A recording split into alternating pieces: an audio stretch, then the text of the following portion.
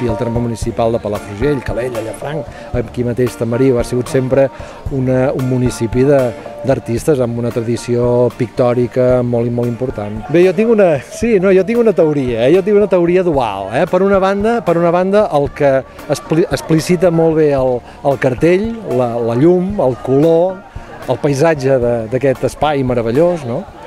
I de l'altra, jo crec que també els atrau la mena de gent que som. En general som una gent viatjada i una gent oberta i per tant jo crec que tota aquesta gent que es dedica al món de l'art s'hi troba bé, no? I per tant penso que també és una manera que hem fet per pescar a tots aquests artistes que han vingut per aquí.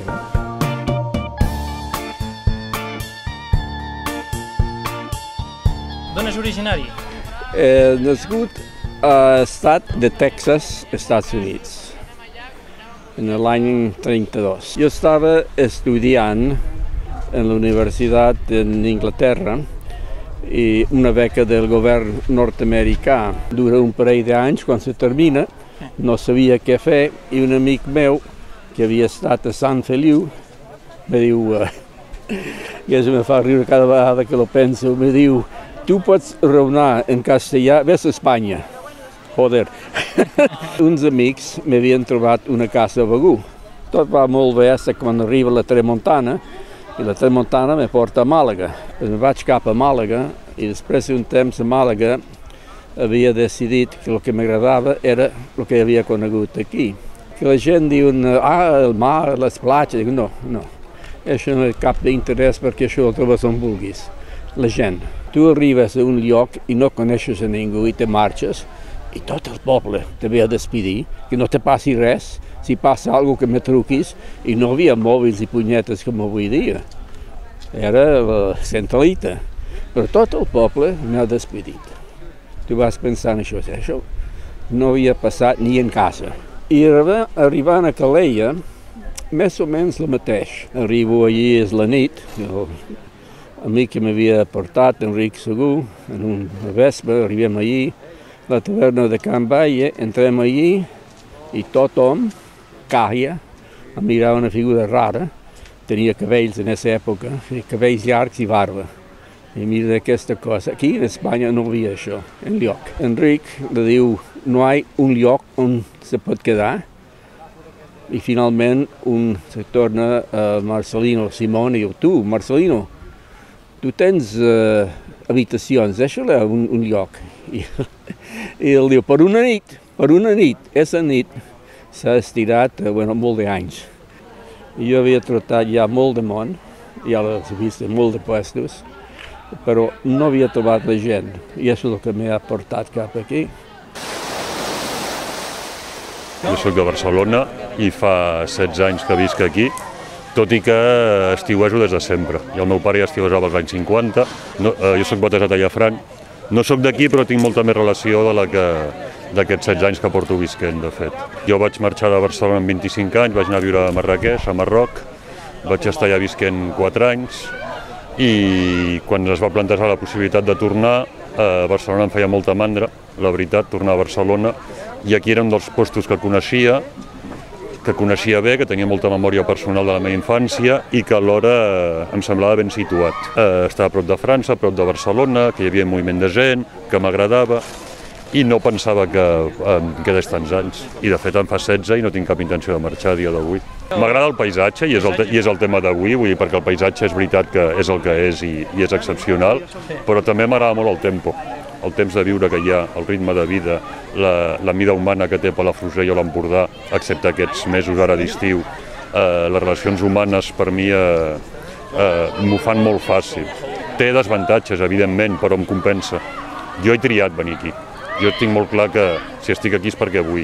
Puc ser molt crític a vegades amb Palafrugell, amb l'Empordà, amb moltes coses, però tinc molt clar que el balanç per mi és altament positiu. Jo no sóc paisatgista. Jo no faig paisatges, però porto 16 anys pintant aquí a Palafrugell, i amb aquests 16 anys he degut fer unes 5.000 peces, més o menys, forçosament hi és l'Empordà. Sobre els 5.000 quadres, quan comences a mirar, he fet bales, he fet gallines, he fet el mar, he fet les barques, tota una sèrie de coses que fan que estiguis situades a l'Empordà. Sí, jo vaig néixer a Torroella de Montgrí, però va ser ben bé de naixement.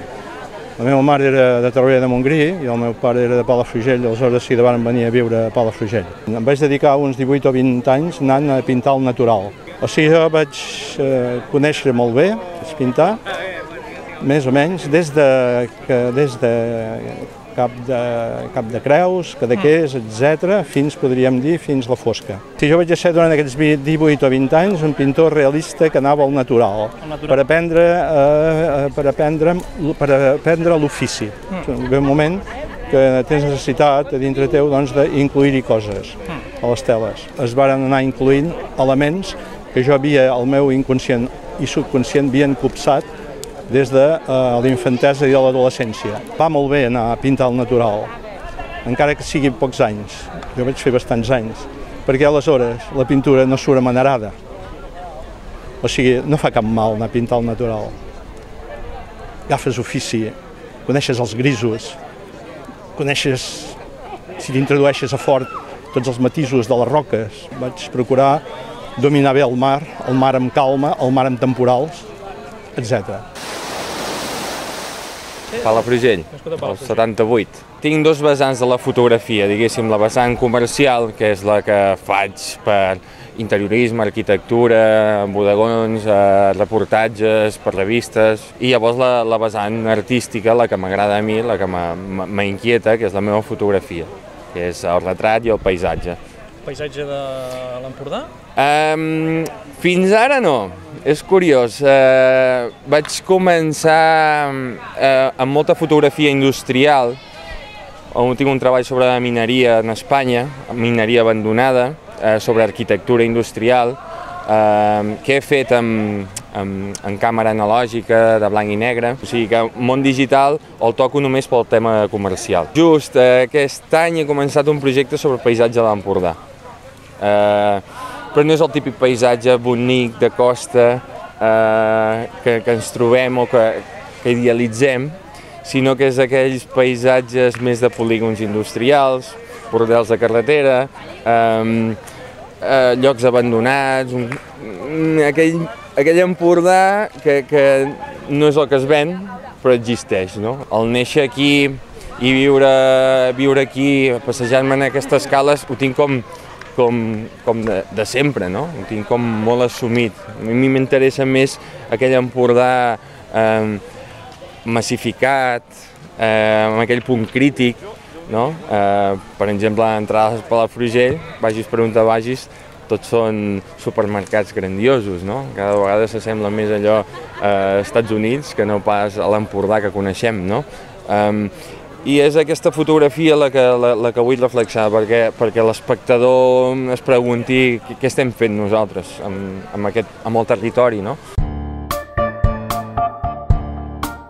Per mi aquest espai hi tinc un especial afecte, perquè hi vaig estar treballant amb un llibre i amb una exposició al llarg de més de 5 anys, i era fer una revisió, en fi, tota aquesta zona de Palafrugell, de Calella, de tot aquest entorn de l'Empordanet, doncs quins artistes havien vingut aquí i quin bagatge hi havia. L'Empordà és zona d'artistes? I tant, sí? Sense cap mena de dubte. Sí? I per què? Sí. Sobretot per l'espai natural, per l'espai paisatgístic, i també va molt lligat amb Pla. Pla és un personatge que amb tots aquests pintors hi té relació, s'alimenta de les seves obres, escriu sobre ells i a l'inversa.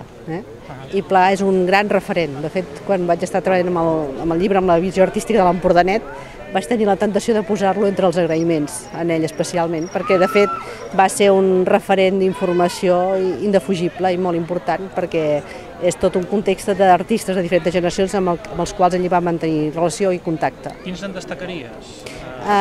Dels més antics, Baldomer Gili Roig, Francesc Gimeno, Jaume Ferrer, Joan Serra, Josep Maria Prim, en Bonín, que també crec que és un personatge també a redescobrir, el mateix Rodolfo Candelaria, que avui ens acompanya entre nosaltres,